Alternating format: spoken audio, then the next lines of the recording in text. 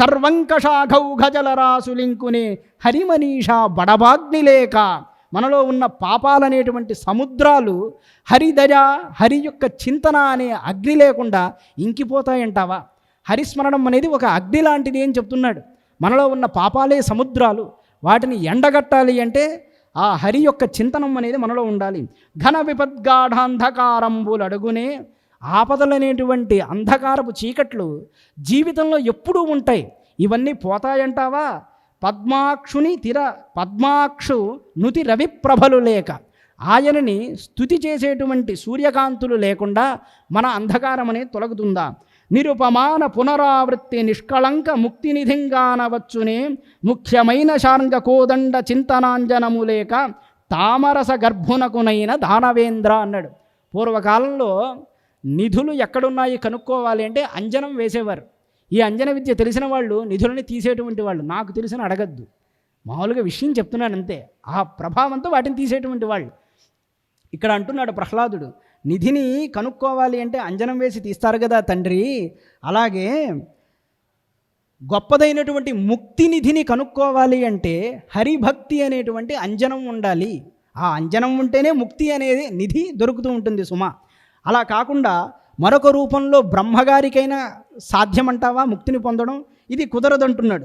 అని విధంబున వెరపు మరపు నిరుంగొక యులుకుసెడి పలికెడి కొడుకు నుడుపులు చెవులకు ములుకులు క్రియనదో వినం కటముల ధరన్ పెదవులం గరచుచు అదరిపడి గురిసుతునింగనుగుని విమత కథనంబులు గరిపినాండమని దానవేంద్రుడు ఇట్లని ఏ అన్నాడు. ఓ బ్రాహ్మణాధములారా అన్నాడు. వెంటనే కొడుకుని అనలేదు, చెప్పినటువంటి వాళ్ళని గురువులను తిట్టారు. అదేంటయ్యా ఇందాక మీకు సంస్కృతంలో ఉన్న విషయాలతో చెప్పాను కదా, అదే ఇప్పుడు తెలుగులో అంటున్నాను. బ్రాహ్మణాధములారా మీరు ఎంత తప్పు చేశారన్నారు. నిజానికి సంస్కృతంలో ఉన్నదండి, తెలుగులో కొంచెం వాళ్ళు దీనులై వేడుకుంటున్నట్టుగా చెప్పాడు. అంటే బ్రహ్మబంధు అనేది ఒక తిట్టు తెలుసా అండి? బ్రహ్మబంధు అంటే బ్రాహ్మణులలో అధముడైనటువంటి వాడిని బ్రహ్మబంధు అని పిలుస్తారు.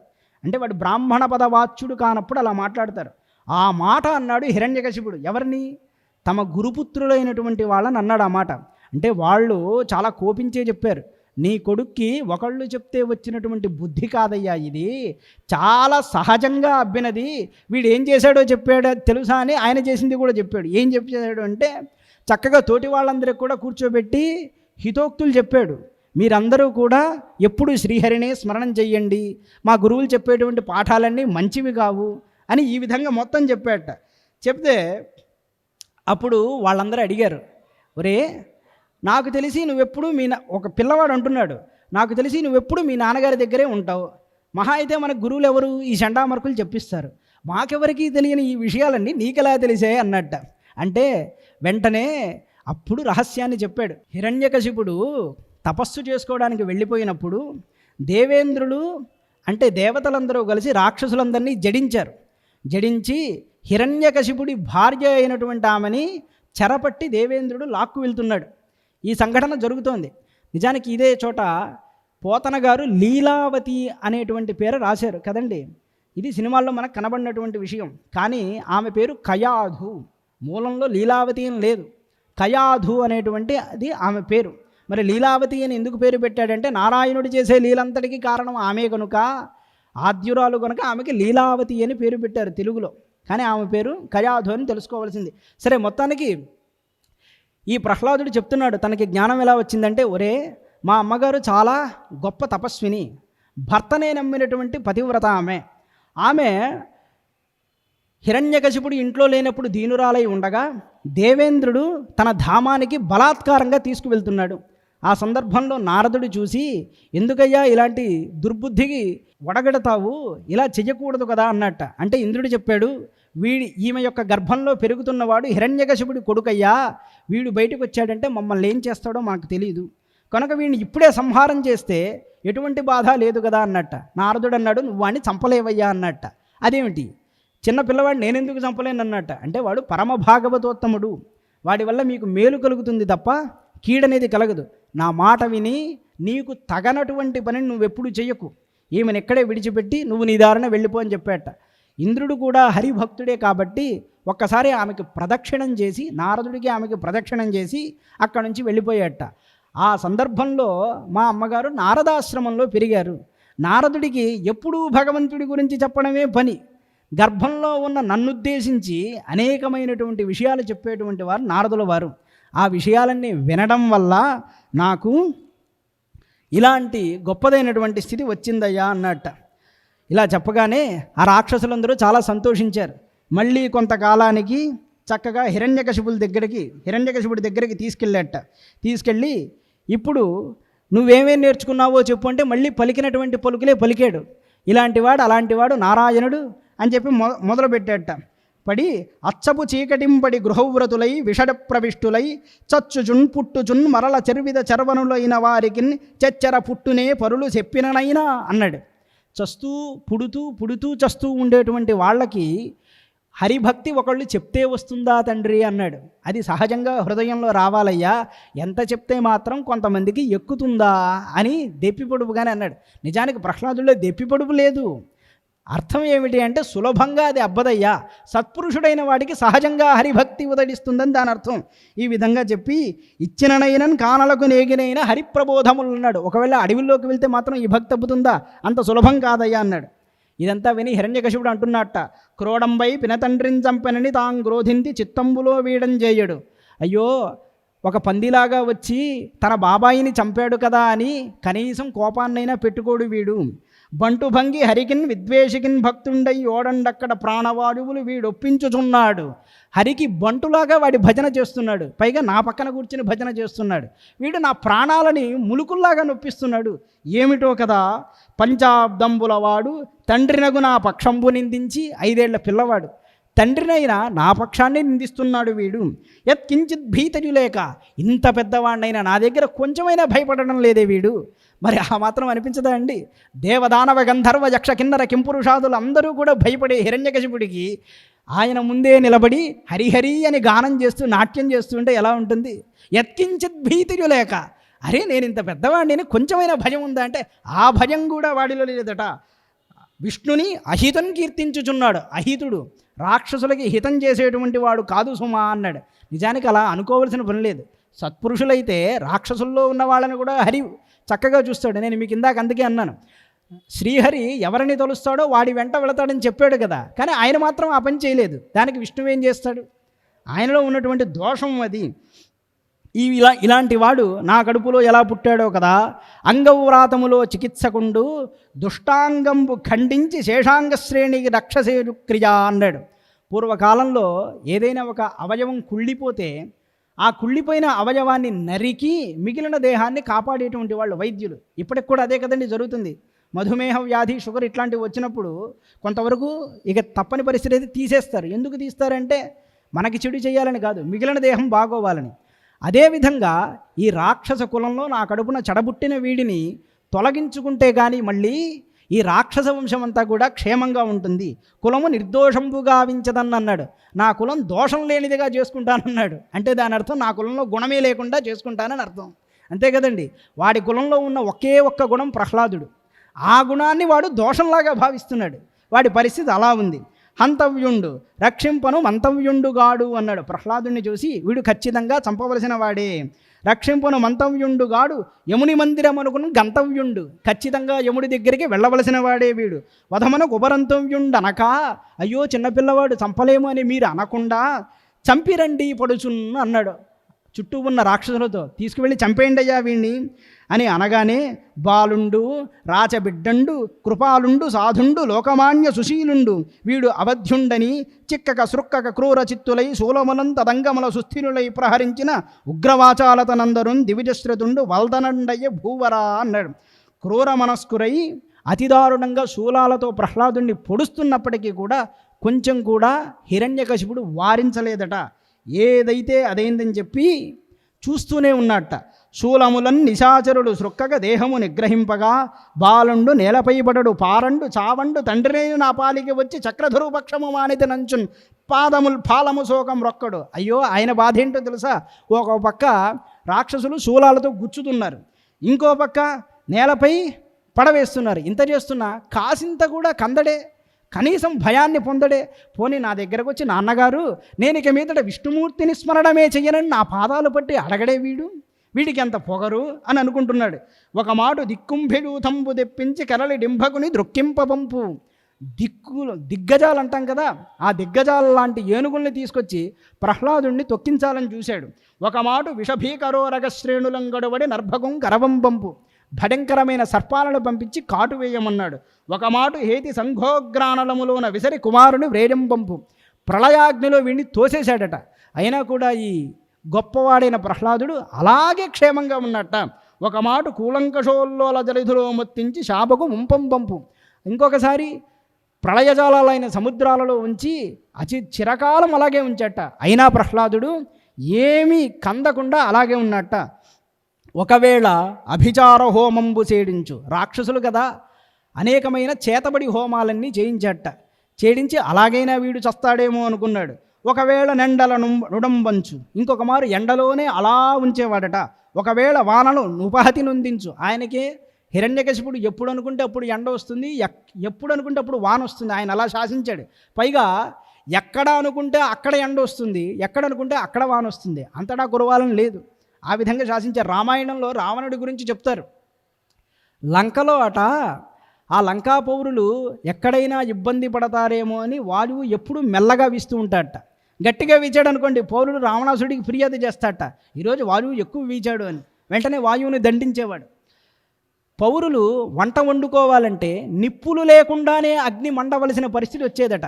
ఎంత మండాలంటే మన గ్యాస్ స్టవ్ లాగా, ఎంత కావాలంటే అంతే మండాలి, అంటే ఆటోమేటిక్ గ్యాస్ స్టవ్ అనమాట. అలా ఉన్నారట ఒకప్పుడు లోకపాలకులందరూ కూడా. రావణుడు ఆ విధంగా పరిపాలన చేశాడు.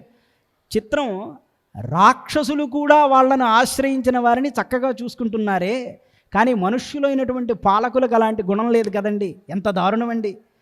వీళ్ళని రాక్షసులతో పోల్చవచ్చా అనిపిస్తుంది. నిన్నే నమ్మి నీకు ఓటు వేస్తే చివరికి నువ్వు రాక్షసుడి కంటే క్రూరంగా ప్రవర్తిస్తూ ఉంటే ఇంక మనం ఏం చేయాలి?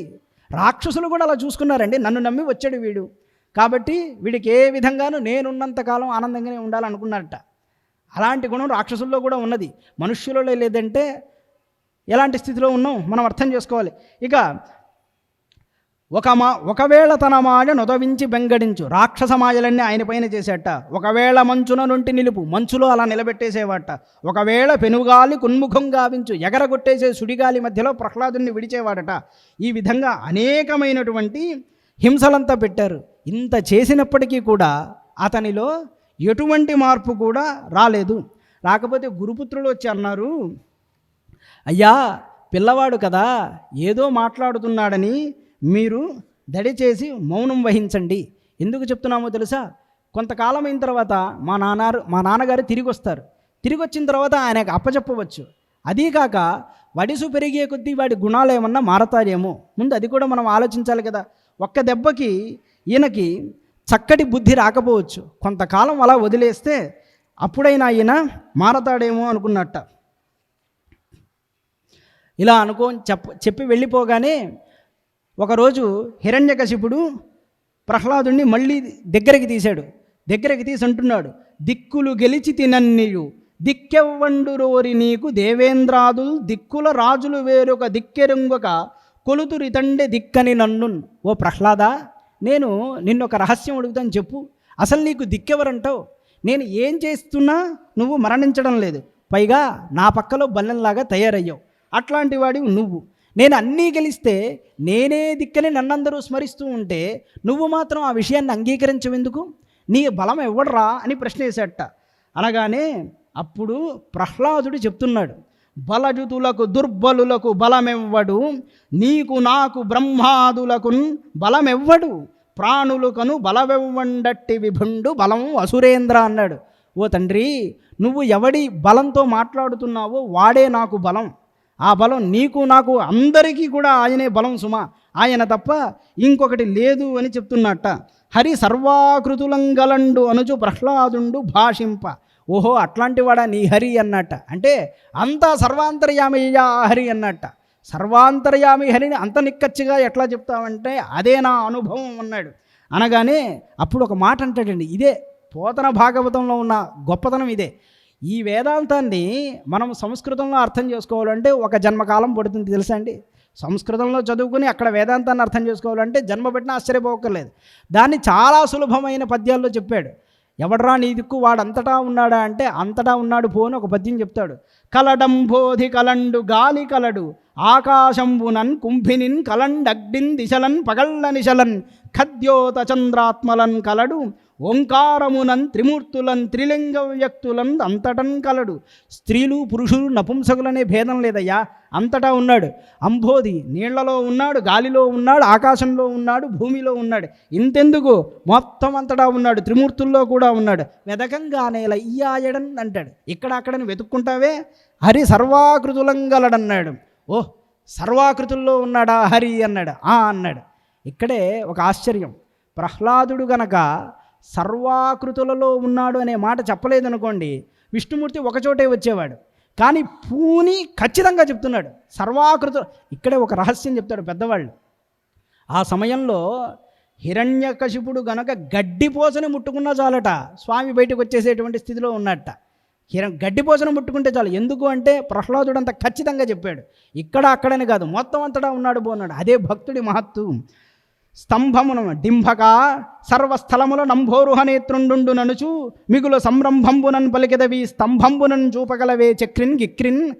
చక్రి ఉన్నాడంటున్నావు కదరా, అక్కడ ఇక్కడ అంటున్నావు కదా, అలాంటి వాడిని ఈ స్తంభంలో చూపిస్తావా అన్నాడు.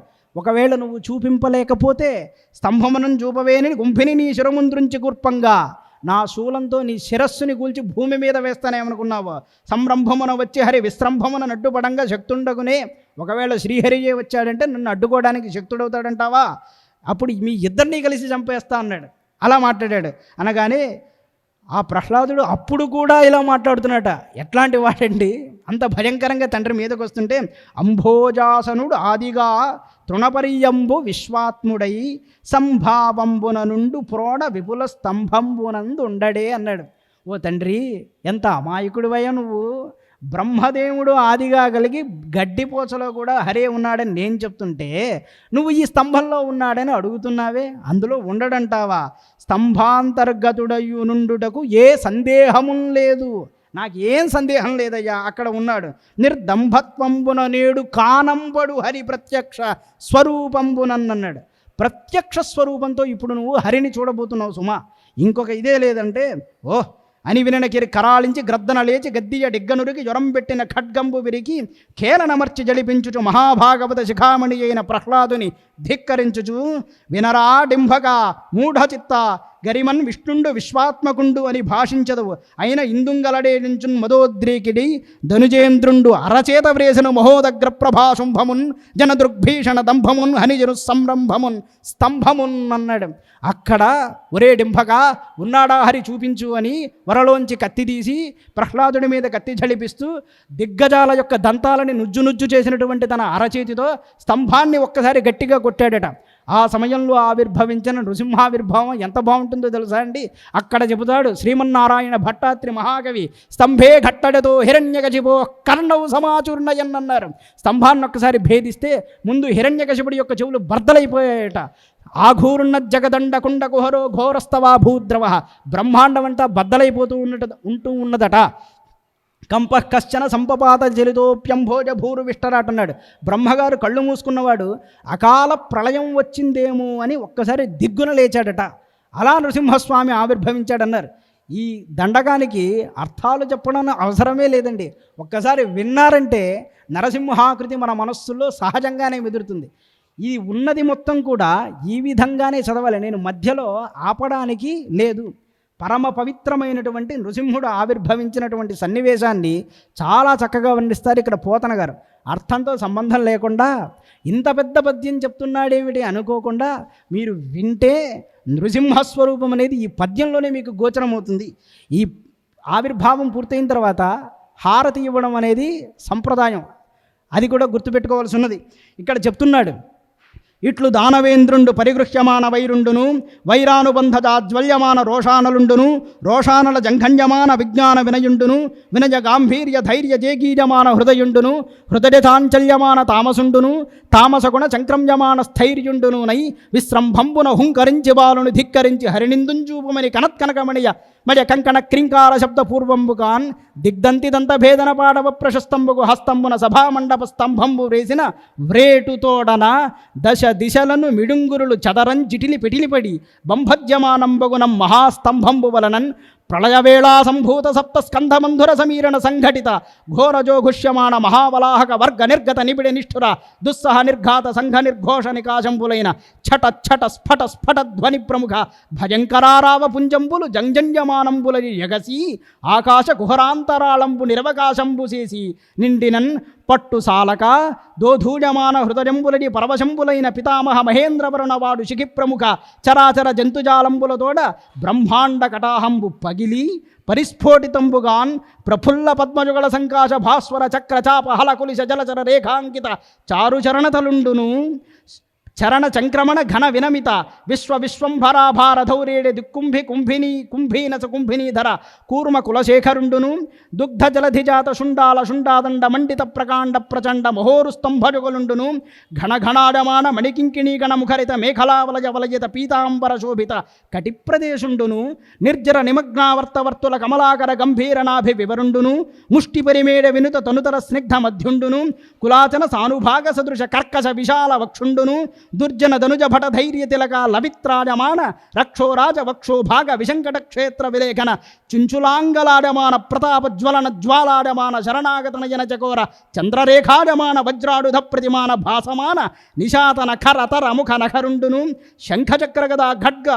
కుంతతోమర ప్రముఖ నానాడుధ మహిత మహోత్తుంగ మహీధర శృంగ సన్నిభ వీరసాగర వేలాడమాన మాలికా విరాజమాన నిరర్గళానేక కనకత భుజారుర్గలుండును మంజు మంజీర మణిపుంజరంజిత మంజూల హార కేయూర కంకణ కిరీట మకర కుండలాది భూషణ భూషితుండును త్రివళీయుత శిఖరి శిఖరాభపరిణద్ధ బంధుర కంధరుండును ప్రకంపన కంపిత పారిజాత పాదపల్లవ ప్రతీకాశ కోపావేశ సంచలితాధరుండును శరత్కాల మేఘజాల మధ్యదగద్ధగాడమాన తటిల్లతా సమాన దేదీప్యమాన దంష్ట్రాంకురుండును కల్పాంతకాల సకల భువనగ్రసన విలసన విజృంభమాన సప్తజిహ్వజిహ్వాదులిత తరళ తరాజమాన విభ్రాజమాన జిహ్వుండును మేరుమందర మహాగుహాంతరాళ విస్తార విపుల వక్రనాసికా వివరుండును నాసికా వివర నిస్సర నిబిడ నిశ్వాస నికర సంఘట్టన సంక్షోభిత సంతప్యమాన సప్తసాగరుండును పూర్వపర్వత విద్యోతమాన ఖద్యోత మండల సదృక్ష సమంచిత లోచనుండును లోచనాంచల సముత్కీర్యమాణ విలోల కీలాభీల విస్ఫులింగ వితాన రోరుధ్యమాన తారకాగ్రహ మండలుండును శక్ర చాప సురుచిరోదగ్ర మహాభ్రూలత బంధ బంధుర భయంకర వదనుండును ఘనతర గండ శైలతుల్య కమనీయ గండభాగుండును సంధ్యారాగ రక్తధారాధర మాలికా ప్రతిమ మహాభ్రంకష తంతంజమాన మటుతర సటాజాలుండును సటాజాల సంచాలన సంజాత వాత డోలాడమాన వైమానిక విమానుండును నిష్కంపిత శంఖవర్ణ మహోర్ధ్వగన్నుండును మంథదండాడమాన మందర వసుంధరాధార పరిభ్రమణవేగ సముత్పద్యమాన వియన్మండల మండిత సుధారాశికల్లోల శీకరాకార భాసుర కేసరుండును పర్వాకర్వ శిశిర కిరణ మయూఖ గౌర తనూరుహుండును జగర్జాన్ నిజగర్జానినద నిర్దలిత కుముద సుప్రతీక వామన ఐరావణ సార్వభౌమ ప్రముఖ దిక్ ఇభరాజ కర్ణకోటరుండును ధవళధరాధర దీర్ఘ దురవలోకనీడ దేహుండును దేహప్రభాపటల నిర్మథ్యమాన పరిపంథి జాతుధాన నికురుంబ గర్వాంధకారుండును ప్రహ్లాద హిరణ్యకశిపు రంజన భంజన నిమిత్తాంతరంగ బహిరంగ జేగీయమాన కరుణావీర రథసంయుతుండును మహాప్రభావండును నైన శ్రీ నృసింహదేవుండు ఆవిర్భవించన్ కనుంగుని అన్నారు. నరమూర్తి కాదు కేవల హరిమూర్తిడుం కాదు మానవాకారమున్ కేసరి ఆకారమునున్నది హరి మాయార్చితముగు యథార్థమున్ చూడన్నన్నారు. ఓహో ఏమి ఈ నృసింహాకృతి బ్రహ్మాండాన్ని బద్దలు కొట్టేస్తున్నదా అన్నది. వాయువు సప్తవాయువులు ఉంటాయట ఈ ప్రళయం వచ్చేటప్పుడు. ఆ వాయువులన్నీ ఈయన ఉచ్ఛ్వాస నిశ్వాసలు అన్నట్టున్నాయట. ప్రళయాగ్ని అంతా ఆయన కన్నుల కొలంలో ఉన్నాయా లేకుంటే ఆయన శ్వాసల్లో ఉన్నాయా అన్నట్టుగా ఉన్నట్ట. ఆయన వస్తూనే దిగ్గజములన్నీ హడలిపోయాయట. అంత భయంకరాకారుండై ఆవిర్భవిస్తే హిరణ్యకశిపుడు అనుకుంటున్నాడు, నరమూర్తి కాదు కేవల హరిమూర్తి కాదు, ఇతడు నరుడు కాదు హరి కాదు, ఈ విధంగా ఆవిర్భవించాడేంట్రా అని ఒక్కసారి భయపడ్డాట. హరి మాడిచే ఉన్నట్టుగా ఉన్నదే అన్నాడు. తెంపున బాలుండాడిన నుధీరత సర్వగతత్వము ప్రతి తెంపున బాలుండు ఆడిన సుధీరత సర్వగతత్వమున్ ప్రతిష్ఠింపందలచి అన్నారు. నరసింహమూర్తి ఇంత ఘోరంగా భయంకరంగా స్తంభం నుండి ఎందుకు ఉద్భవించాడంటే చెప్తున్నాడు. తెంపుతో బాలుడు ఆడాడు కదా ఒక మాట, అంతటా ఉంటాడు చూడరా హరి అన్నాడు కదా. ఆ మాటను ప్రతిష్ఠింపదలచి అది నిజం చేయదలిచిన వాడై నరసింహ శరీరమును దాల్చి నరసింహాకృతిని దాల్చి చక్రి శిక్షింపగా వచ్చినాడు. హిరణ్యకశిపుడు భావిస్తున్నాడు, నన్ను ఖచ్చితంగా శిక్షించడానికే వచ్చాడేనా, హరిచే మృతియంచున్ తలంతునైనా ఈరోజు హరి చేతిలో నేను చచ్చిపోవడం నిజమే అయితే సొంపును బెంపును అందరూ చూడంచరింతు హరింతు శత్రువున్నన్నాడు. అయినా వెనకడుగు వేసేదే లేదయ్యా, శూలాన్ని బట్టి నరసింహుడిపైకే నేను ఉరుగుతానని నిశ్చయం చేసుకున్నాడు.